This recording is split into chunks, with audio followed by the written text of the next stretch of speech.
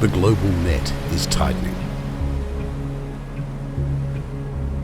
A tsunami of pens and coastal pollution is heading our way. The international fish farm pariahs are coming.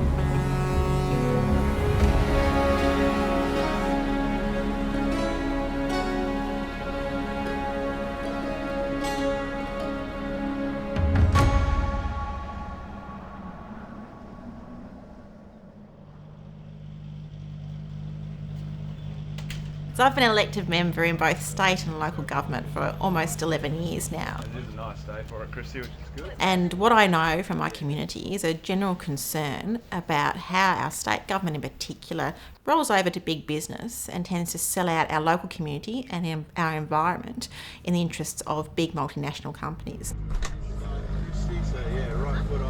Companies like JBS and Cook have basically done what they can do in their own home countries. They've been found guilty of a number of offences, and particularly around environmental, so work-related offences as well.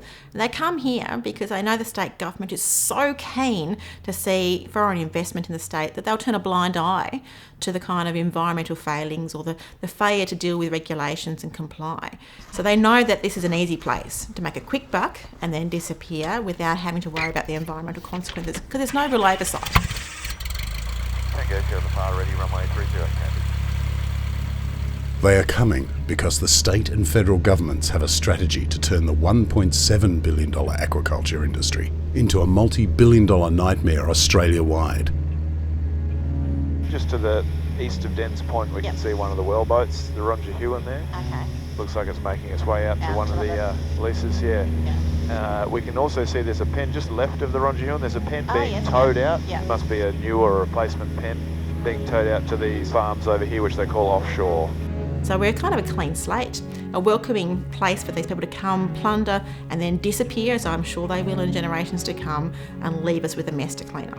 Do you know, Chrissy, what these boats do? No. The big ones? So the reason they have these well boats, and they're called a well boat because they have a big freshwater hold below the deck, so massive freshwater storage under there, and they're pumping the fish out of the pen into the freshwater well, because in the wild these fish would swim upstream to find freshwater to clear the mucus out of their gills. They get an amoebic gill disease when they're contained in salt water. They keep them on board for 2 hours and then pump them back out. So they get about 4 hours of freshwater exposure, which is enough to clear the gills and keep them healthier. Yeah, I can't imagine it's an enjoyable experience for the fish going through that. From humble beginnings in the 1980s, the Tasmanian salmon industry has grown at a rapid and unchecked rate.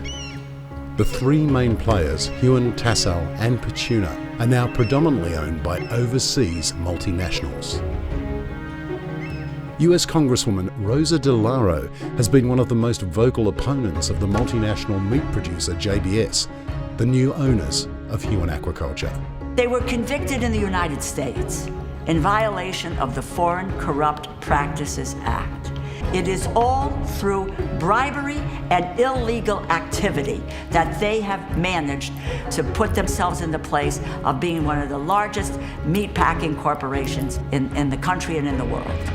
The new owners of Tassal, Cook Industries, with its record of failed pens, diseases and illegal pesticide releases, has contributed to many states on the west coast of Canada and the US moving to ban open net pen aquaculture there.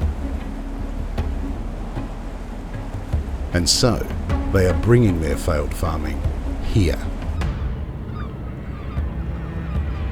Multinational salmon farming will cripple our local fishing industries and expatriate massive profits, leaving cultural loss, ecological devastation, regional unemployment, pollution and fragmented communities in their wake.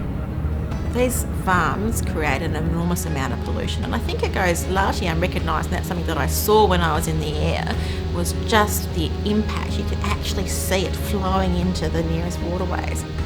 Again, you can see that slick coming off each pen and just drifting down with the... Quite pronounced, isn't it? Yeah.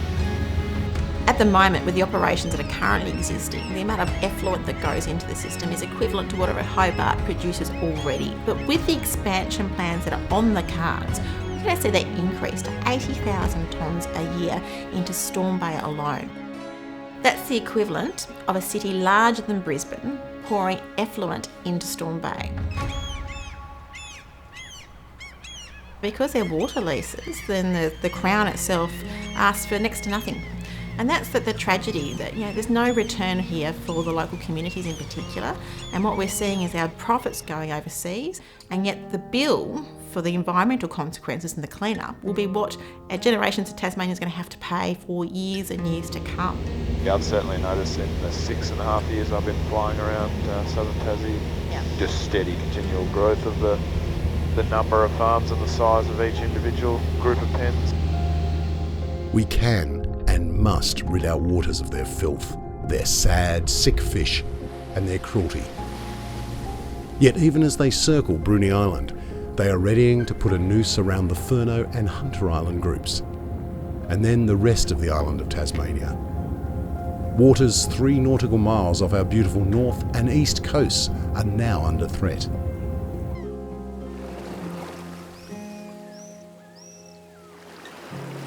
Born and bred in the Channel, fished out the Channel, out Storm Bay, Dad, grandfather, brothers. I used to row out in the bay out in Charlotte's Cove with my grandson, and we'd get a good feed of flatties just out in the bay.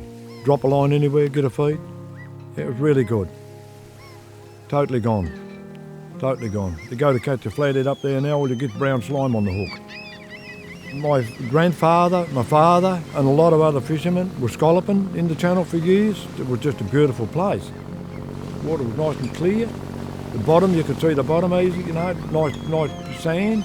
Oh, it was just amazing what they'd catch out there. With the fish farms, it's devastating to see what they've done up in Taylor's Bay especially. It didn't happen immediately, but I mean, they've been out there for that long now, and the rubbish that's coming out of them is dirty. They're all the way down, further up, all the way up. Buggers are everywhere. They've just destroyed the Channel. It's really bad, and they want to put them elsewhere. I'd like to see them put them on shore. That's what I'd like to see. Let it come back to what it used to be, and it's going to take a few years, but it will come back if they get them out. A lot of people I know are going to be crooked on me for speaking out against these fish farms, but bugger, somebody's got to say something. Otherwise, it's just going to get worse. I think our grandfather and father would roll over in their graves if they could see what was happening here. I mean, they looked after the place. The fishermen looked after it. There's the odd one that didn't, but most of 99.9% of them did. I'm not a greenie. I mean, I've been professional fisherman and amateur fisherman. I am a conservationist, but I'm not a greenie.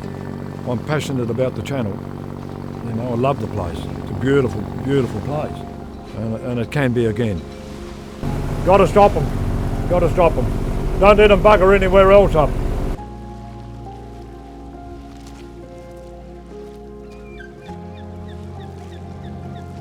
So these are the calm waters of the Channel.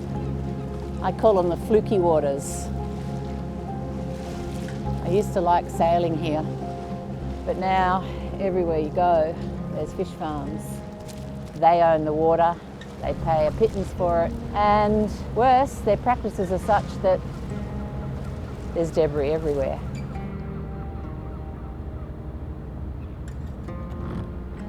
When we first bought the boat, we joined a club, and I got a responsibility within that club, which meant that I led cruises.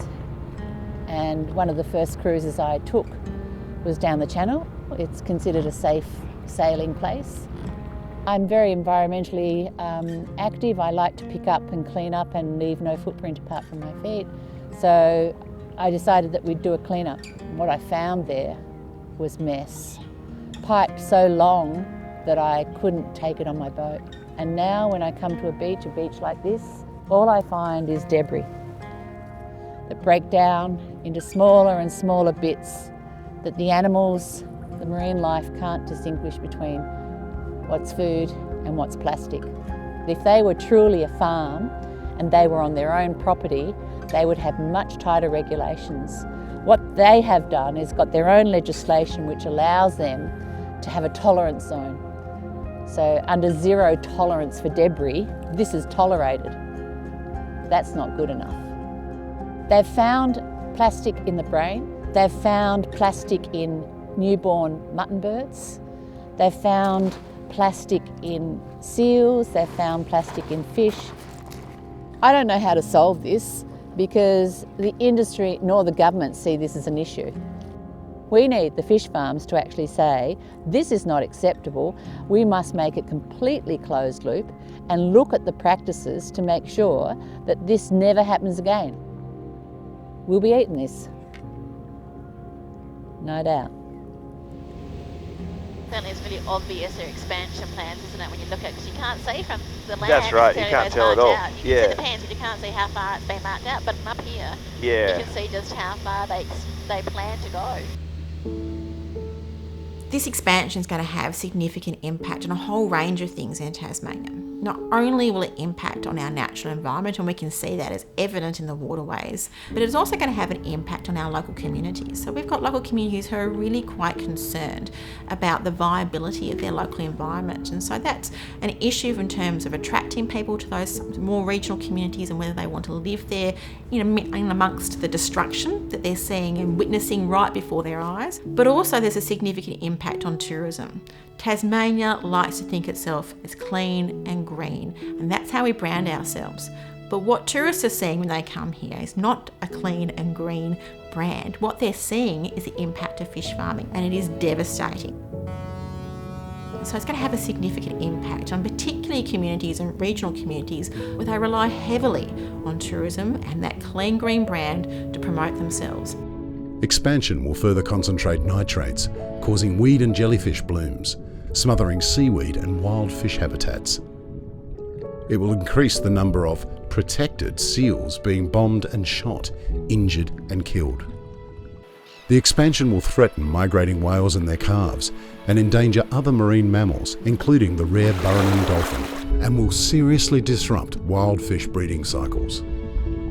I feel like we're being sold out by our state government, and our communities feel like they're being sold out by our state government for a quick buck and a quick election win, when in actual fact the consequences are for generations to come.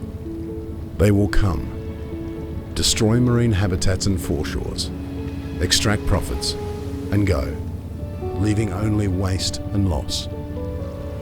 We don't get anything remotely like a fair return for state and local governments while they are here. That's a huge farm, that one, and then this one next to it marked out to end up being the same. Same size, yep. Community is incredibly powerful, and that's what we see here in Tasmania, is communities rallying around each other, whether it be in the north of the state or the south of the state, whether it be in the Tasman Peninsula down at Storm Bay, whether it be the community at Flinders Island, for instance, saying we don't want our government to sell us out. They are really strong and united in a single voice, saying this is about Tasmania's future, this is about our community, our children's future, our environment. We work really hard to have a clean green brand, but what we are doing is trashing it for the benefit of multinational companies who are going to be here one minute and disappear the next.